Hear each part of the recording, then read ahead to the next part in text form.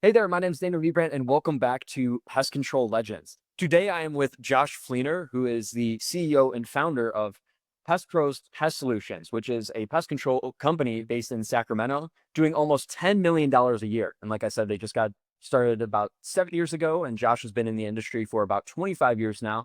And we're going to talk about how he has grown his company so fast, almost 8 figures in just 7 years. Kind of his secret to growth, which I was talking to him before the show, and he's not so keen on maybe doing like door to door or maybe some of the marketing strategies that you'd expect, but it's actually a lot about people. So we're going to talk about his hiring strategies, how he finds the right people, how he builds the right people, things around company culture, and overall how he's grown his company so large, and ultimately how he's become a pest control legend. So super excited for this one, and thanks so much for coming on, Josh. Absolutely. Of course, man. So talk to me about your background, how you first got into pest control 25 years ago or so. Well, I didn't set out for pest control. I think most people don't Yeah. unless it's in the family. I was kind of lost as a kid after high school. I didn't know what I was really going to do. I did a little bit of junior college. I kind of bounced around through some jobs, and I ended up in a landscaping job that I really enjoyed. And I ended up in their design department. So no, maybe I'll go back to school and start pursuing something there that I can later lead into becoming a landscape architect. And I was, I answered an ad in the paper because I was looking for a bit more experience. So there was a internship program for a big developer. And I thought, well, there I could get some really good experience, get some exposure, and then really determine if this is what for me. And the number was wrong in the paper. So, and I ended up calling a company, and it was a pest control company. Hmm. And the owner of the company answered the phone. It was a small business. He was super charismatic. He talked me into coming down and at least meeting with him. And I've been in the industry ever since. Huh. Interesting. By the way, for people that are watching, we have people coming around the back.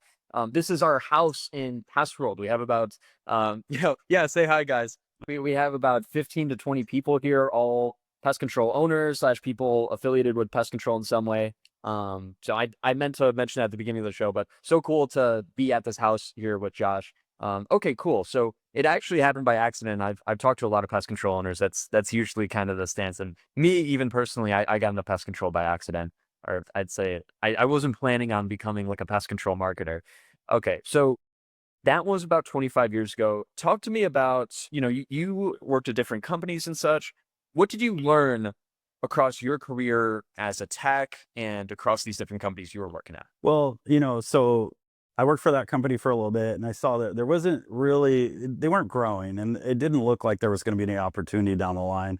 And looking back on that same company today, they're about the same size they were 25 years ago Wow. today. So it's a good thing I didn't stick around there. I'm very growth minded, so I need that next challenge and that next challenge.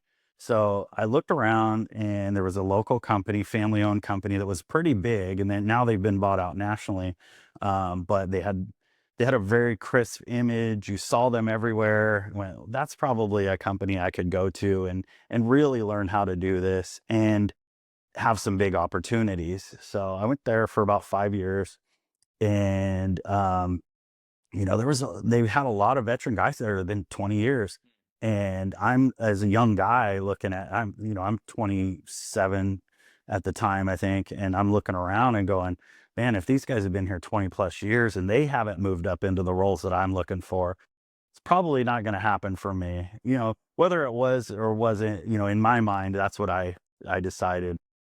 Okay, I need to go take a leap of faith, yeah, somewhere else that offers something that they weren't real commercial pest control driven. So I said, "Oh, I want to learn that, and I want to learn bird exclusion and some of these other things." So I went to another company. I went to a national company, and it was a terrible experience. I was there 6 months. The whole time I'm looking for another company because I don't want to just bounce around all over the place. I got to make sure this next one's right. So I ended up with another large family owned company that ended up taking off. And I ended up moving up through the company over the years. I became a branch manager. I basically became a regional manager. I managed a couple regions, a couple offices in the Bay Area for them. And I learned a lot through that, not through their standards that they put together or any other program. I was kind of just thrown out there. So I learned a lot about myself, that I became extremely resourceful, And I refused to lose because I was so competitive. So I searched out every bit of information I could. I talked to other pest guys and got as much information as I could from them. And then at some point, I was just working like crazy for them. And I mean, I literally slept on the couch some nights because it didn't make sense because I'm in San Francisco and we're dealing with national accounts. I get an escalated account. You got to be in San Francisco at 1 a.m. and I'm there until about 3 a.m. And then knowing that I need to be back in the office by 5 or 6 a.m., I would drive back to the office and just sleep on the couch and then get up the next day and work. And I did that a lot. And, in the meantime, my wife was pregnant. We had my little girl, and she was born with a heart condition. And at 3 months old, she had to have open heart surgery. And I've told this story several times on other podcasts, but this is the reason why I started the company, because I was back and forth a lot of times, and I was scared. Like I wasn't, I needed that push to make that leap. I was comfortable where I was at, but it wasn't sustainable over time. Not the way I am, not the way, I mean, I could have definitely backed off the gas a bit, but not the way I operate. So I'm holding her for the first time after open heart surgery. It was 2 days after her heart surgery. They finally said, "Dad, you can hold your, hold your little girl." And I held her, and, I was off work.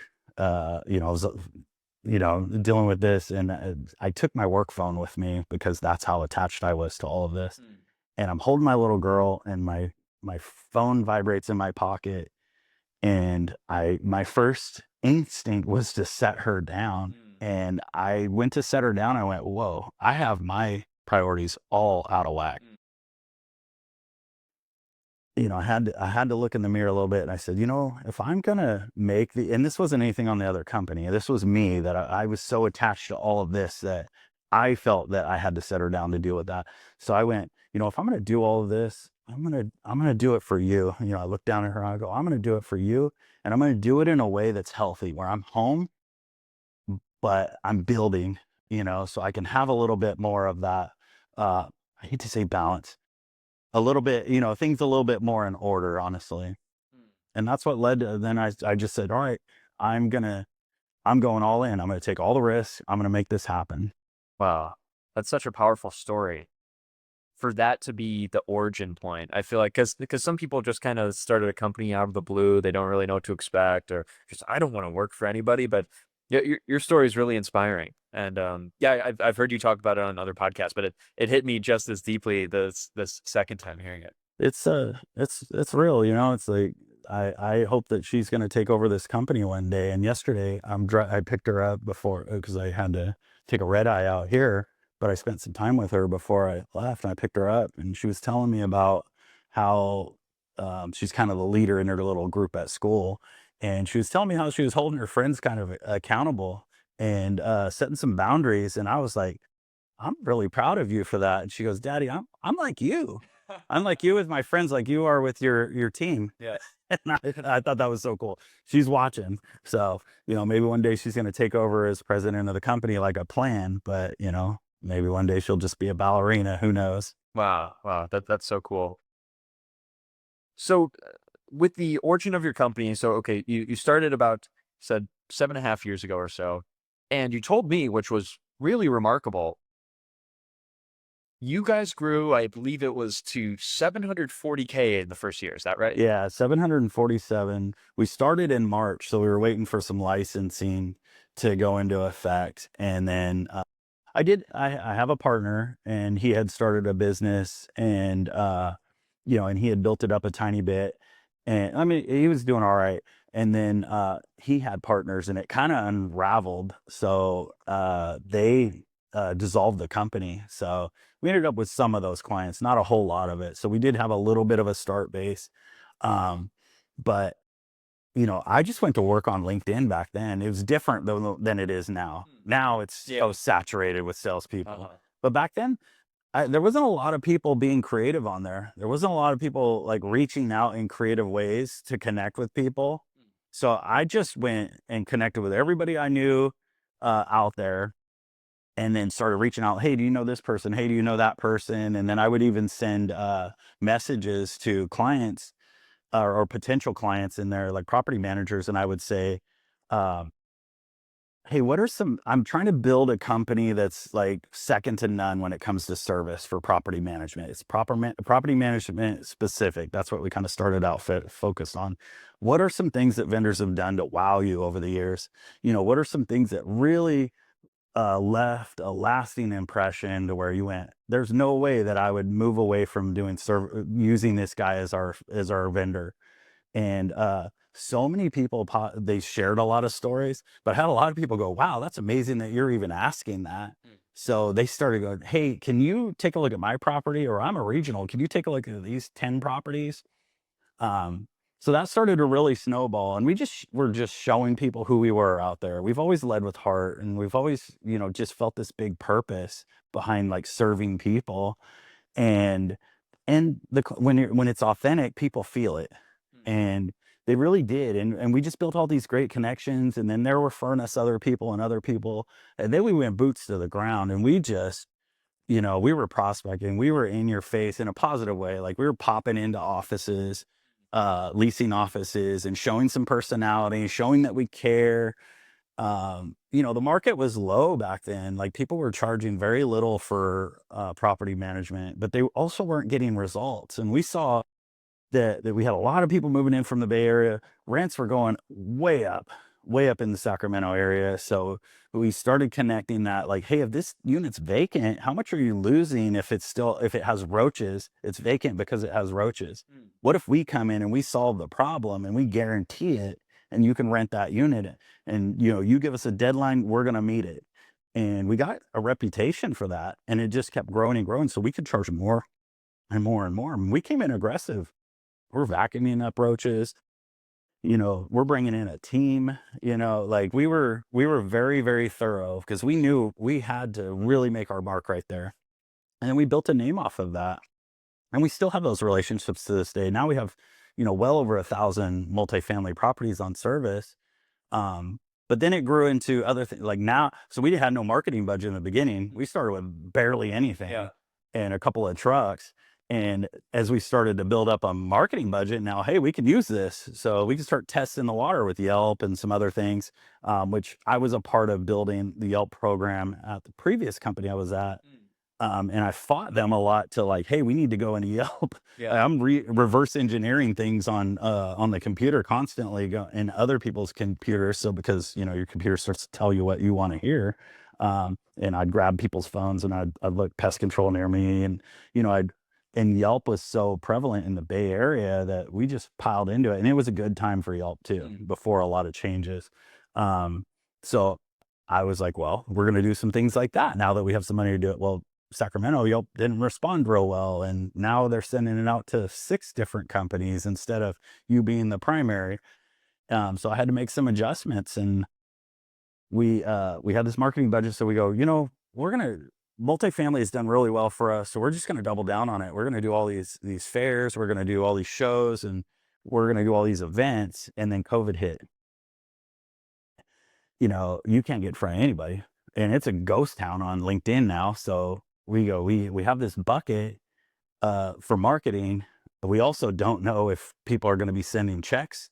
We don't know if we're going to be able to pay our employees or whatever. But we kind of shifted into Google at the time. That's when Google really started to pick up. And I looked around, and there wasn't a lot of people that had a lot of 5-star reviews on Google. 100 was really good back then. Mm.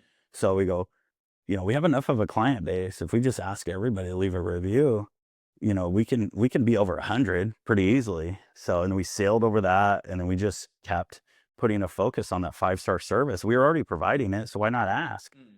And it took off. And then we were like the number one 5-star review company in the area on Google, and our phones were ringing off the hook, even organically. Wow. And then we start spending on pay-per-click. It started ringing a lot. And then, people start catching up because they see what you're doing, and they copy it. I mean, which they should.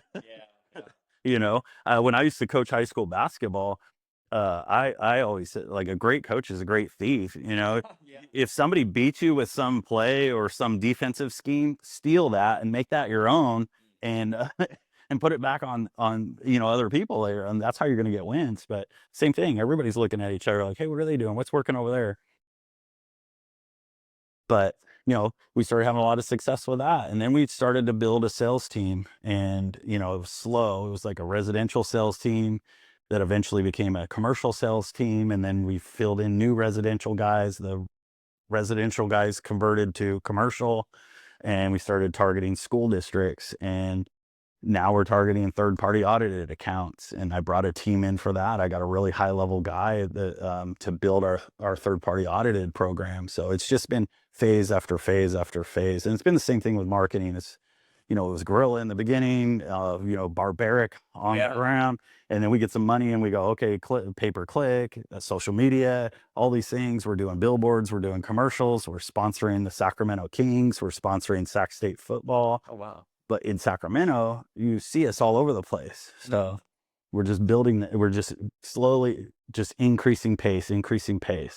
Interesting. Okay, so it kind of started out like word of mouth, also relationship building, making sure you're getting your name out there on the ground, then also getting in some, and kind of part of that is LinkedIn. Then there's seems like how big was Yelp exactly in your growth? Very minimal. Okay. It was bigger in previous company. Like, we had a lot of growth with that. And by the time we made that shift, Yelp was kind of declining. And Sacramento's a different market than the Bay Area. So I was managing in the Bay Area. It's different. So guys ask me all the time, like, well, what should I be doing in my area? You kind of got to get out there and do some research, Yeah. because every market can be different. Yeah. Yeah. I say the same thing as it relates to all paid directories, because Yeah. it can differ. I know some people that are really crushing it with Thumbtack, maybe in North Carolina. Then another guy is crushing it with Angie in Portland, Oregon. So like it really depends. So like you said, you really have to do your research. But like you said, I think one thing that is pretty consistent across markets is Google Business Profile, and Yeah. a big part of that is just getting reviews. Like you said, a lot of people will try to say, oh, well, optimize this and that, and yeah, there are like some things to do there, but a huge part of it is reviews, and it seems like you guys have unlocked that. Yeah, I mean, if people say, most of the people who call in, they say, "I've seen all your reviews. Your reviews are amazing." And the thing is, we have a lot of 5-star reviews, but I think the more impressive thing and the more difficult thing to prevent is we don't really have 1-star reviews. We have a couple, and they're not legit, you know. And have we got 1-star reviews in the past? Yes, we have, and they were legit. But that was our opportunity, because they didn't call the office and say, "Hey, your guy didn't do this or that or whatever." They just went straight to Google and said 1-star review. That's our opportunity to show them who we truly are, and we will do whatever it takes to fix that, because that's who we are. We don't want to leave somebody with a bad taste for our company. Like, we're trying to build something special. So we have to do whatever it takes. I mean, I'll give them their money back. I'll send gift cards to dinner, whatever. Like, we're going to make it right, and they're going to love us after this. And they do. So the fact that we don't have all those bad reviews is the I think the more impressive thing, and that's just a testament to our people and how much they care. I know I talked about you asked me, what's our secret? It's our people. It really is. And as we've developed who we are, we act with purpose, and we have these core values, like whatever it takes, love people, commitment to personal growth, genuine connection, and giving back. And then we have, the sixth one that we added was intentionality, like act with intentionality, like make this stuff happen, bring it all together, be intentional in your life and doing all these things.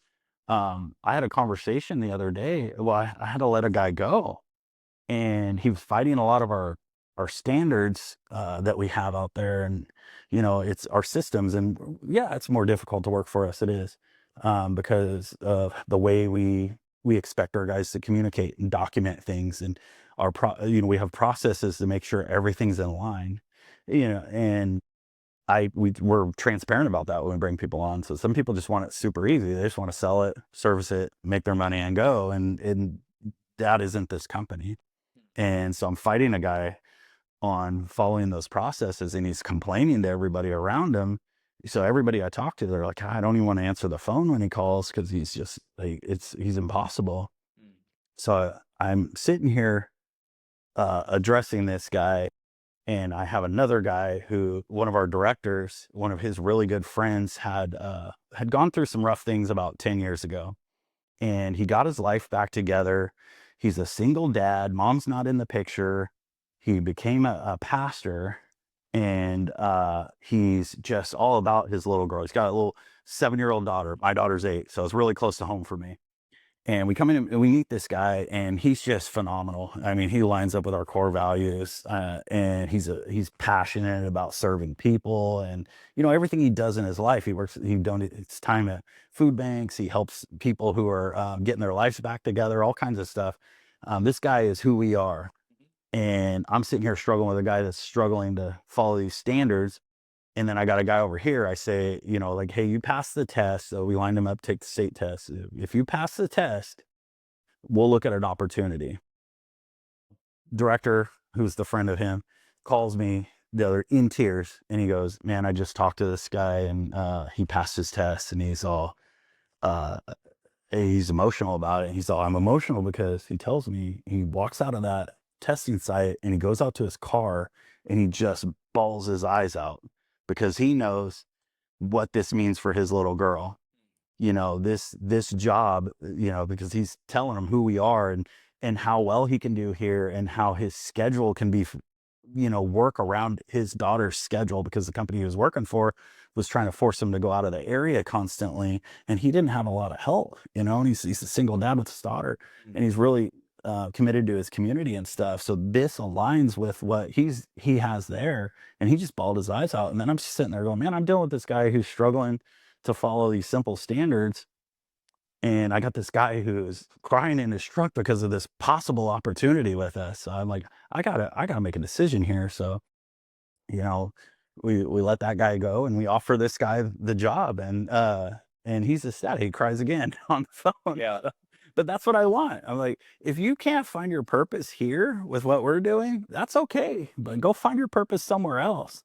It does, but we're not holding you hostage. Like I would feel terrible if somebody worked for me for years and they felt like they were blindly loyal to me, like not realizing that I want them to go somewhere where they're going to find purpose in life and they're going to be happy. So he was unnecessarily being held hostage, I think, because he had some type of loyalty to us, but he's struggling with all that.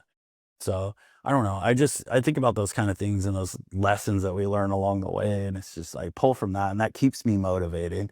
When you surround yourself with people like that, I mean, how can you not be excited to go to work each day? How can you not be excited to build something that builds other people?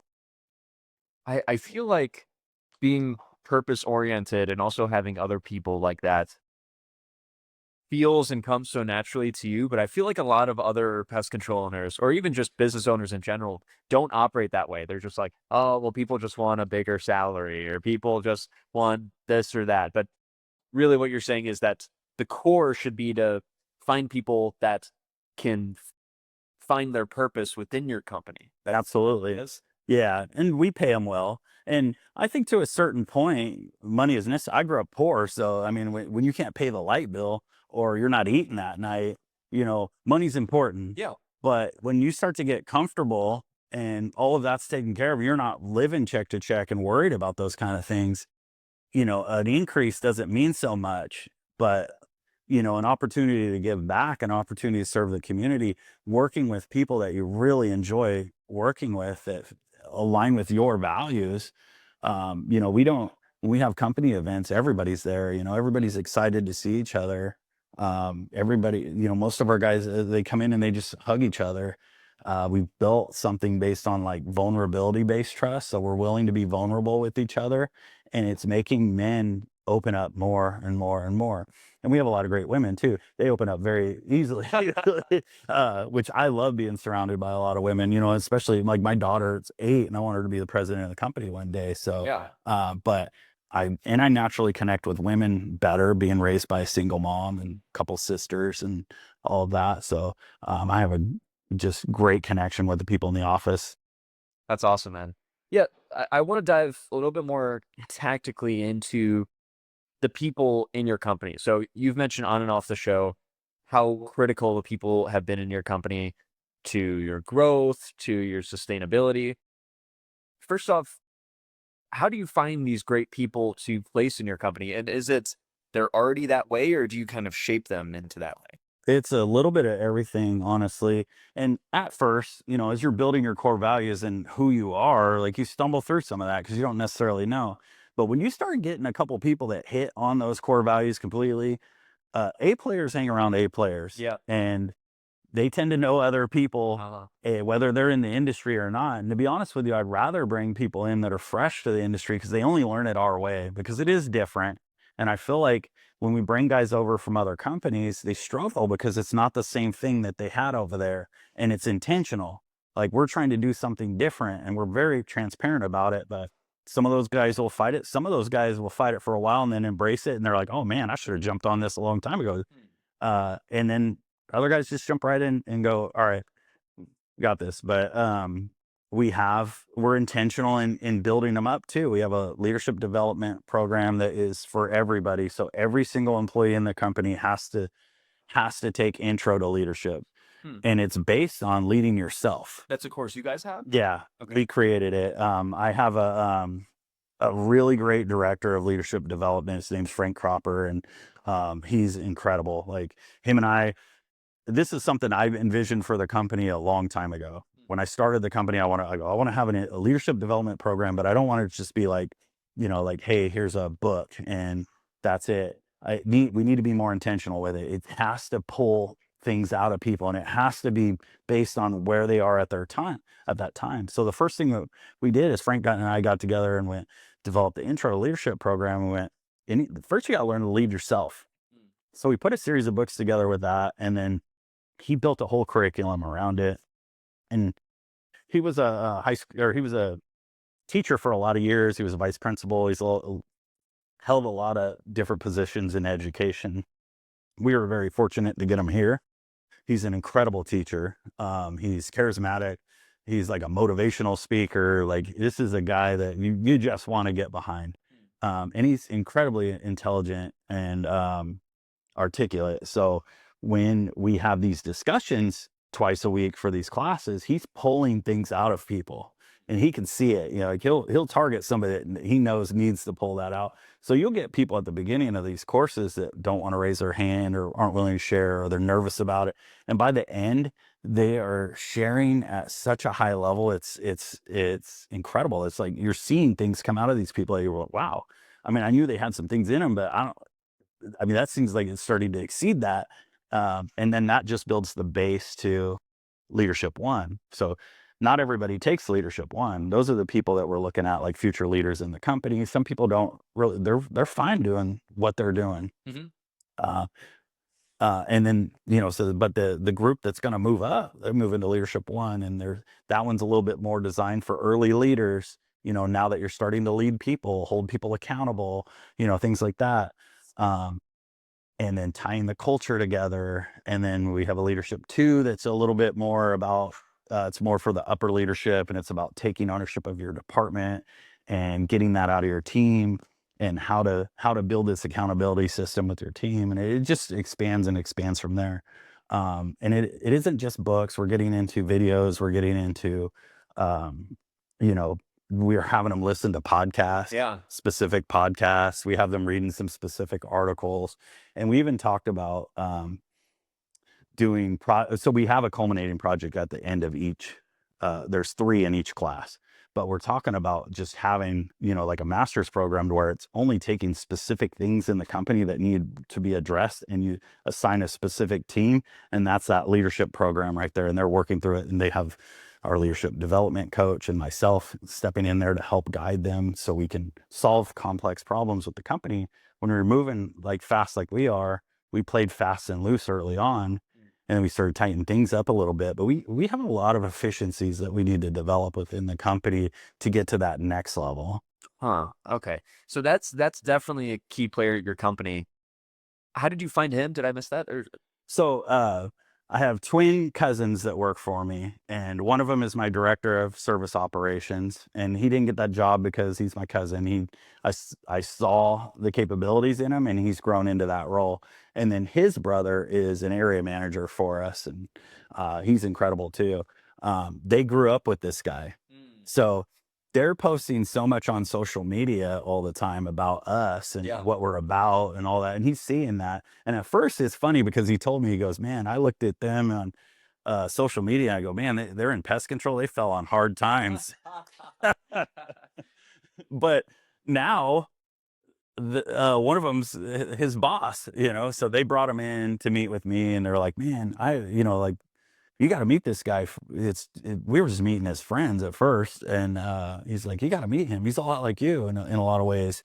And, he reads a lot, he's very motivational, all of that. So we met and we talked and talked. And, he wanted an opportunity with us, like boots on the ground. He wanted to see what we were about. So taking a bit of a step back for that. And my thought is, this is the guy. I told him what my plan was for a leadership development program. And in my mind, I didn't tell him. I go, it's his to lose, and this is going to happen sooner than I thought. I thought it was further down the line when we could actually take the resources to put it there.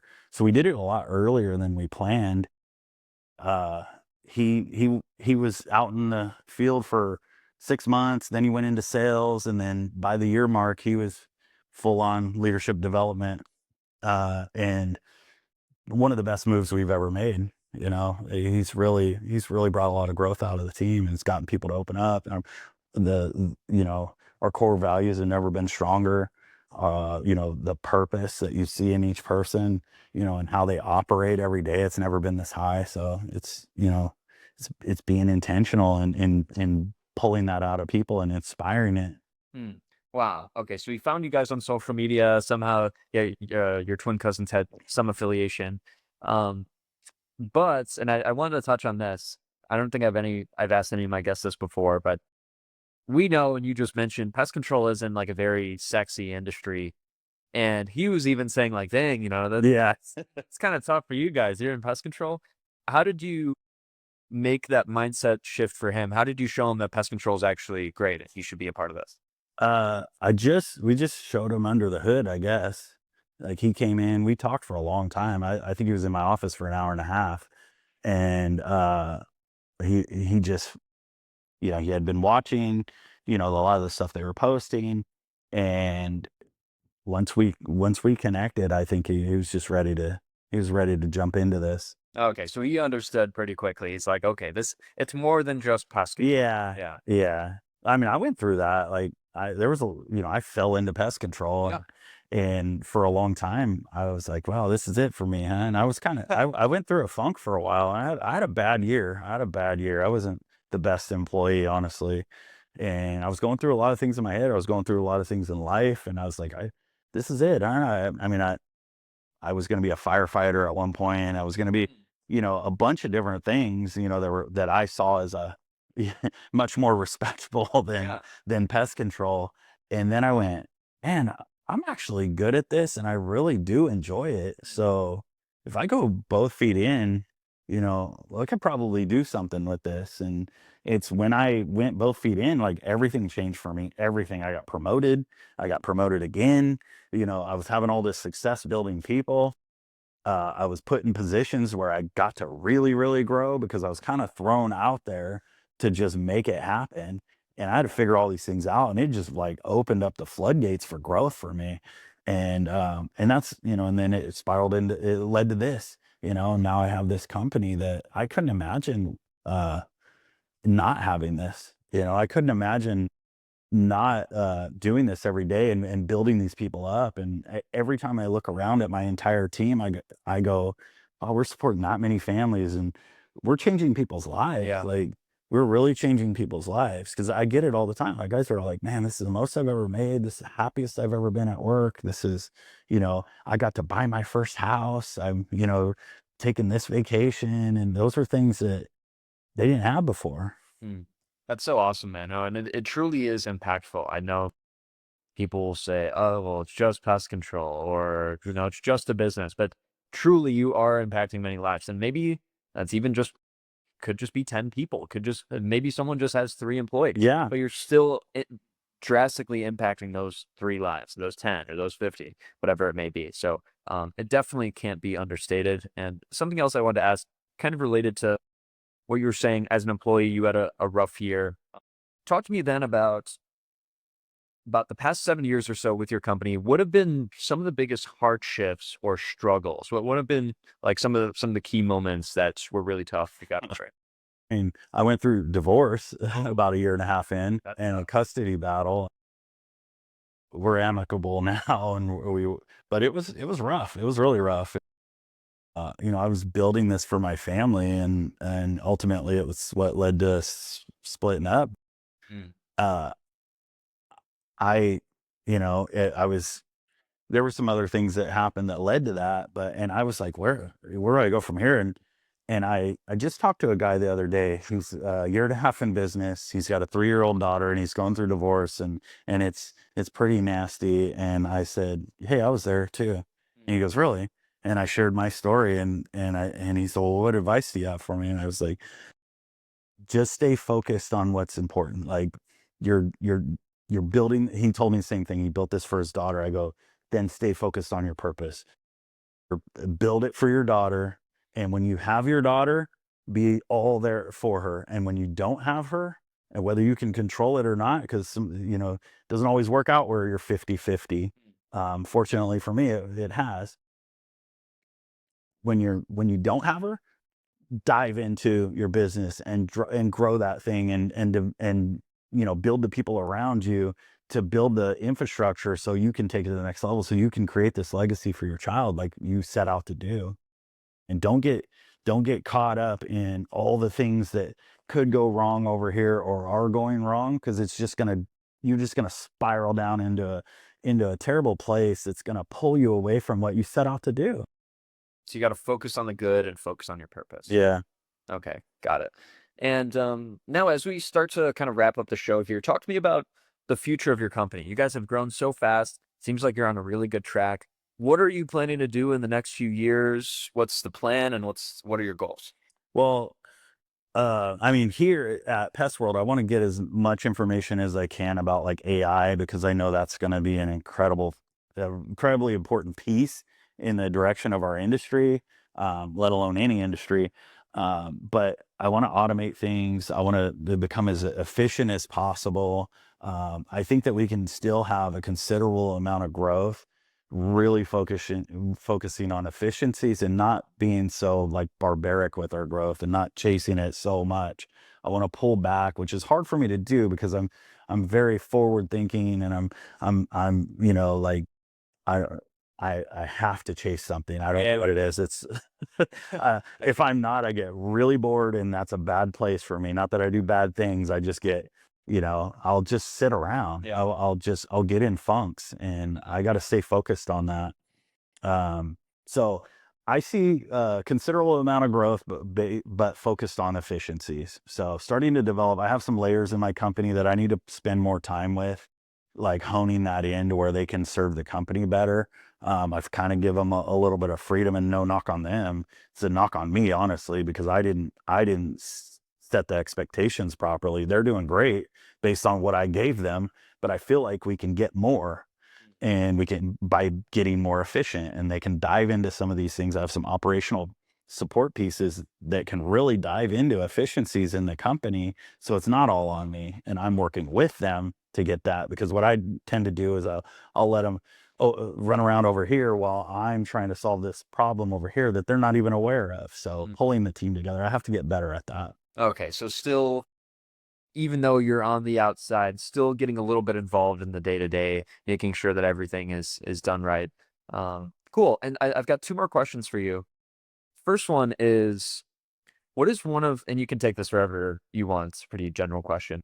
What is one of the biggest things you've learned recently? Like what has been fairly impactful in the past year or so? But what has moved the needle and has helped you recently? Um, has moved the company the most. You or the company? Uh, Shoot, me. Learning to get out of the way sometimes, I think, because so passionate and so driven to do these things that sometimes I'm trampling over my own team to make that happen, and pulling back a little bit and letting them grow. And by doing that, not only am I showing trust in them, but I'm also building that trust too. So it works both ways. So I think I haven't had to be as hands on, and everything has gone very well. Nice. Yeah. Okay, so kind of doing more of that, but just making sure you already have the right people, and now you kind of just try Yeah. to do their thing. Yeah. You got to have the right people first.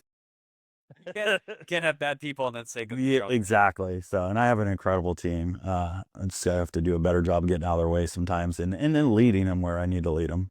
Cool. Awesome. And as we wrap up here, last question, then we'll let you plug whatever you'd like. Um, what is your message for other pest control or even home service owners out there? What do you think they need to know? What do you want to tell them? Um, it's okay to take risks. You know, the reason we're all here, like, the reason you're an entrepreneur is you took a risk. You bet on yourself.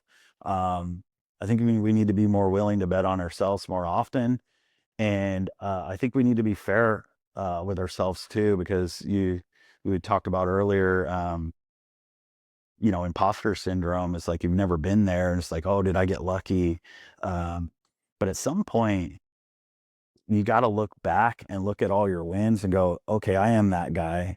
And, you know, Frank again, our leadership development, our director of leadership development told me one day, he's like, hey, bro, when are you going to give yourself credit? Because I see you beat yourself up all the time and you have all these wins. If you just look back on those wins, you are that guy. So stop questioning yourself. Love that. Okay, so you've got to believe in yourself and, you know, stop being so hard on yourself. Don't think you're an imposter. You can do this, and you are going to do this. Yeah.